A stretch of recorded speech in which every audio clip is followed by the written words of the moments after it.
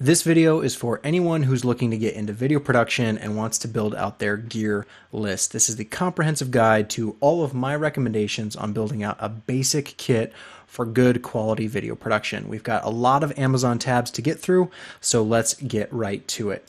First thing that's most important is the camera, and right now my recommendation is still the GH4. There are other options, the A7S Mark II, the NX1, the A6300. There are all sorts of different cameras out there, and the best one that I think for a budget-conscious video production shooter is the GH4. That may change in the near future, you never know, but right now, as of this moment, it is April 2016, so depending on when you're watching this video, I guess that matters, but the GH4 would be the one I would go with. The other ones are great. They have certainly some things that are better, and some of them offer better features, but they also come with some drawbacks, and I think the GH4 is the best all-around camera, but you know, you could find something else if you preferred.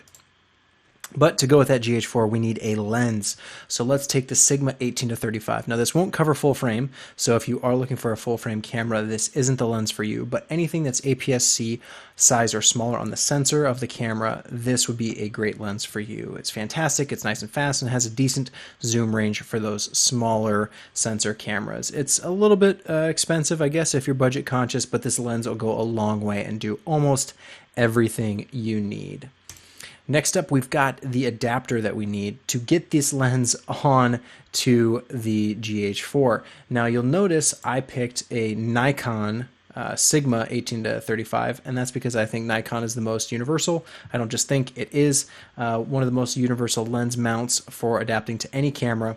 But there are a lot of people out there with Canon glass, so if you're going to buy a speed booster, which I recommend you do for a GH4, that's going to give you a wider field of view, a little bit shallower depth of field, and so I would definitely get a speed booster as your adapter, but I would recommend getting the Canon one because a lot of people have Canon glass that they'll probably let you borrow, or maybe you want to rent something at some point. So the lens, get a Nikon lens, speed booster, get the Canon version, and then use one of these adapters to throw in between the two. So you can take your Nikon lens, put on the Canon speed booster, and you are good to go.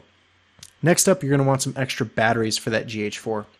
You see a lot of these items I've purchased because this is a lot of the gear that I personally use. I've been doing this for 15 years, more than 15 years now, but have quite a bit of experience under my belt. But I do understand that a lot of people are budget conscious, and I'm budget conscious. So I'm trying to keep this list nice and affordable for everyone who's looking at it. But you do want extra batteries. You can never have enough of those.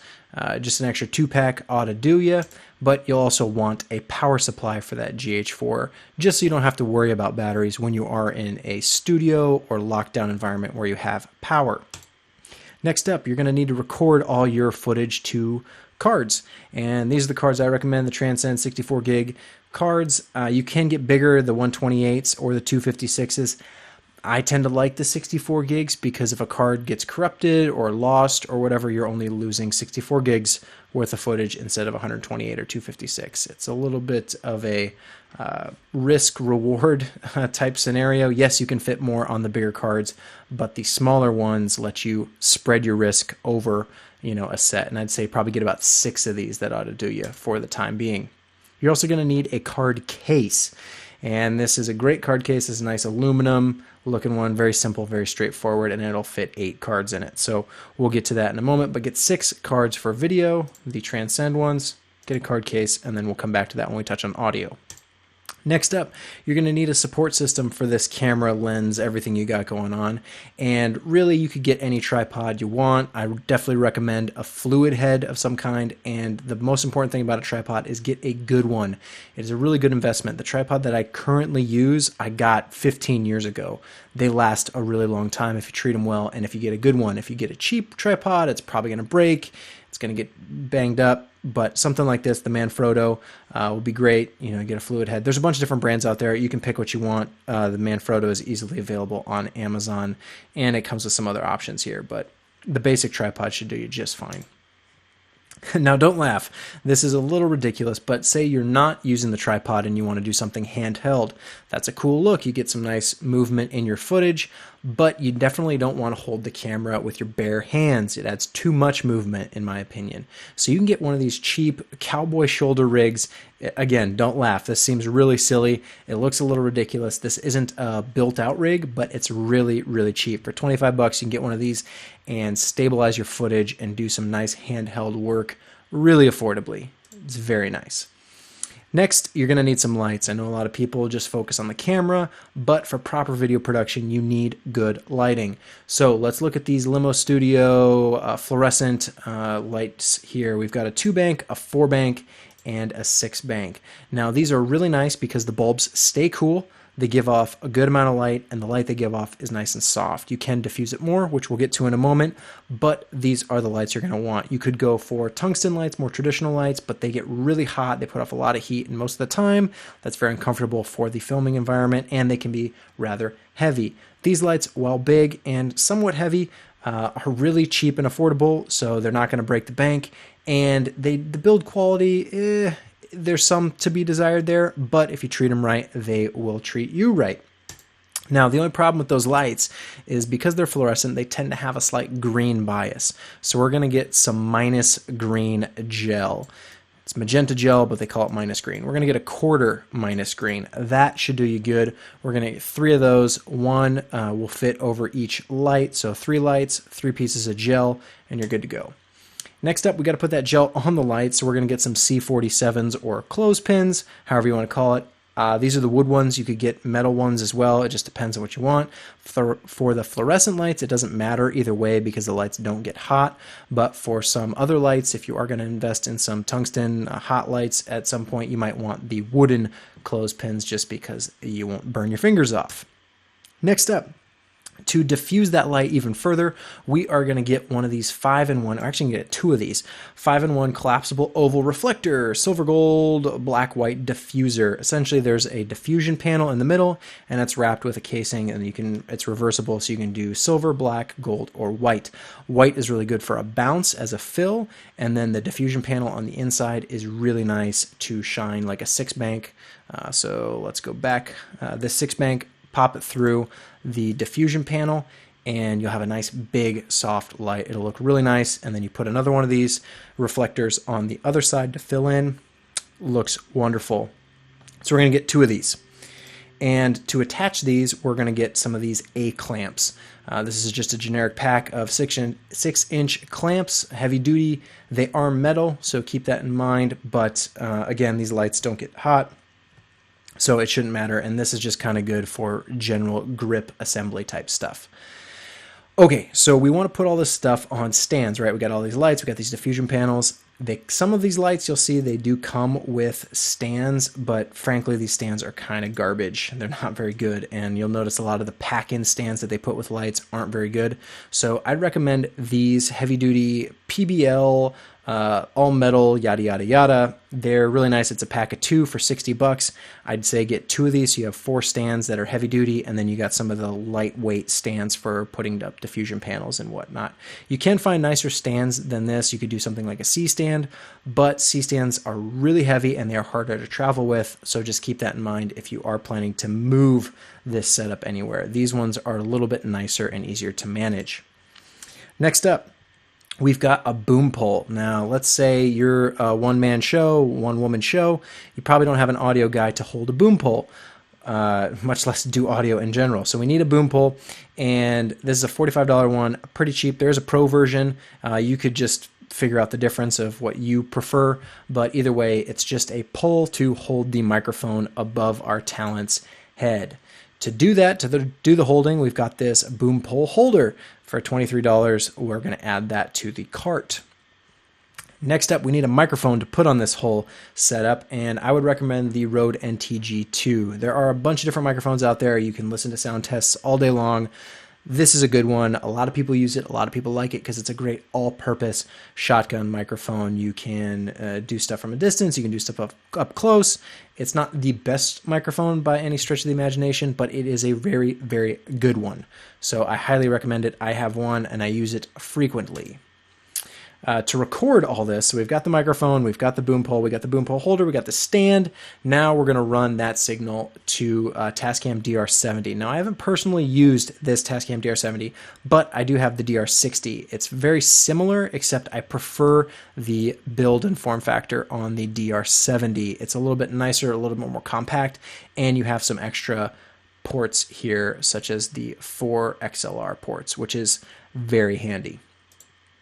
And to run that audio recording back up to the camera, because we want to record in both places, so we're redundant for safety in case some files get corrupted. We have audio on the recorder and in the camera. What we want is just a simple male-to-male stereo adapter cable. You may have one of these around, but just pick one up just in case.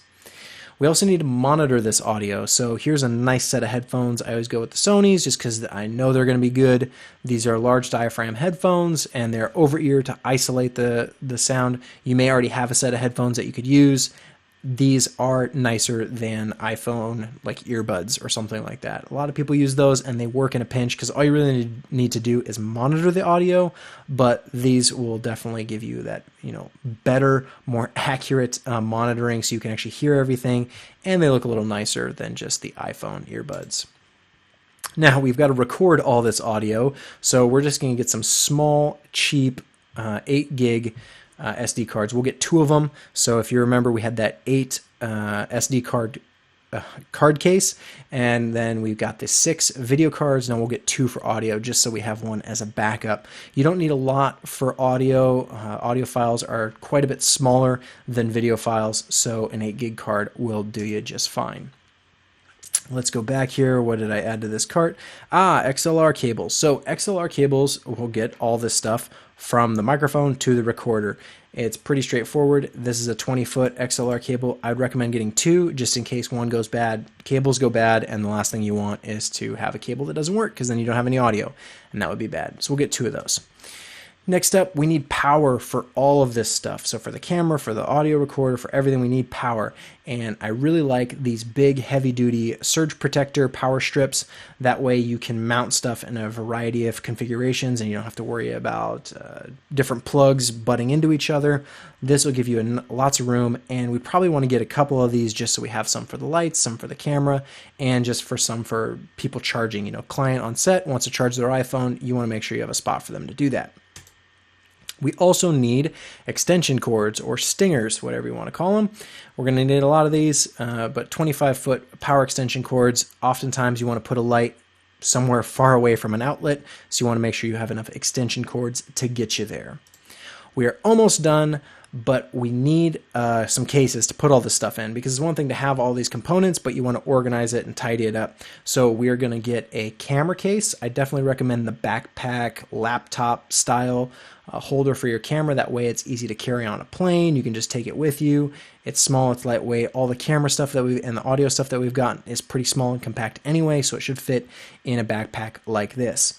For the bigger stuff, we are going to get a Pelican case. This is another thing that you want to invest in for the long term. These Pelican cases last a long time, so even though it seems like a lot of money, $260 for a case, the case will last you, and you can just always throw your lights. This is the style of case I use for the light kit that I have.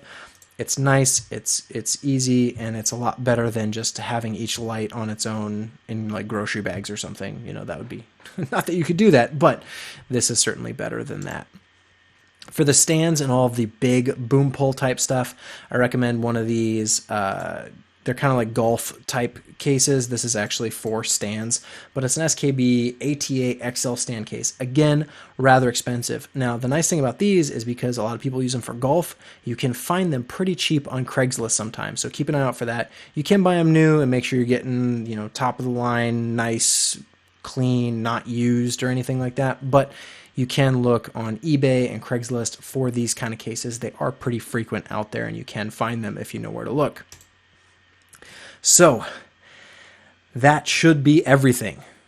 It may not. I may have forgot something. But if you get this, you're going to be in good shape. So if you look at this cart, again, just a quick run through. I'm trying to go fast because I don't want to bore people. Headphones, XLR cable. We've got a couple cases, backpack, extension cords, power strips. We're going to get 3 of those, 6 of these. We got the cards. For the audio, we've got a male-to-male adapter to run audio from the recorder to the camera. We've got the DR70, NTG2, boom cradle, boom pole, stands. We're going to get 2 sets of those. We've got the 8-pack the A clamps and 2 of those 5-in-1 reflectors, C47s, minus green gel, 3 lights, the 6-bank, the 4-bank, the 2-bank, the shoulder rig, the Manfrotto fluid head tripod or set of sticks, whatever you want to call it, the card case, 6 cards for video that are the 64 gig cards, power supply for the GH4, batteries for the GH4, Nikon to Canon adapter, a Canon speed booster. I should have mentioned before, but you can find cheaper versions of this. This is the official Metabones one. I definitely recommend it for the electronic contacts for the Canon glass because you need that. But if you want to go the cheaper route, you can find the like $100, $150 cheaper lens turbo focal reducer style adapters on Amazon, eBay. Sometimes you can find them on Craigslist. But the Metabones, the name brand one, is definitely better. It just costs a little bit more. We've got the Sigma 18-35, great lens, love that lens, and the GH4 as our main bread and butter camera. Now, all that totaled up, you're looking at $6,200 plus whatever tax Amazon wants to charge. And if you've got Amazon Prime, you probably get free shipping, so don't worry about that. But that will get you the base core package for good general video production. The reason I put this all together is because a lot of people, when they get into video, they think, I just need a camera, or they just need a microphone, and they're not thinking of all the different pieces that go into it. For good video production, you need a camera, a good lens adapter of some kind, you need lights, you need all the stands and support and grip and all the cases and everything to make yourself look like a professional. If you're doing professional video production, you better look like a professional, and this is probably the cheapest. Maybe you could probably take a few of these things down and find cheaper alternatives, and you could certainly find more expensive alternatives as well, but this would be a good baseline. None of this doesn't get into any like drones or gimbals or sliders or all the other crazy stuff that's out there. ND filters, there's a bunch of stuff out there that you probably would want to add to this. But again, this is just a baseline. So for $6,200, which isn't bad, all things considered, there are cameras that cost far more than $6,200. So for $6,200, you could get a working video production setup that would make 90% of your clients happy and get you a good amount of work, or just have a nice setup for yourself if you're recording YouTube videos or you're setting up a little studio, whatever you're doing. I don't know why you're doing this, but you're probably doing it for a good reason. But $6,200 is the price you're looking at. Certainly, you can do it cheaper. You can always record stuff on your iPhone. I do that frequently too. For my personal stuff on YouTube, you could get a GoPro, that kind of route. But again, for professional video production, this is probably where you want to start. And I should mention, if I did forget anything or you have a question about anything I talked about, because I did go really, really fast, ask me in the comments below. Let me know what I missed. I'm certain I'm probably overlooked something. So just let me know. And if you like the video and you find it helpful, let me know that as well. If you hated it, you can let me know that too. I appreciate all kinds of feedback. And the easiest way to do that is like or dislike the video. And hey, you can always subscribe to the channel as well if you're into that sort of thing. But thank you for watching, and I hope you found this helpful.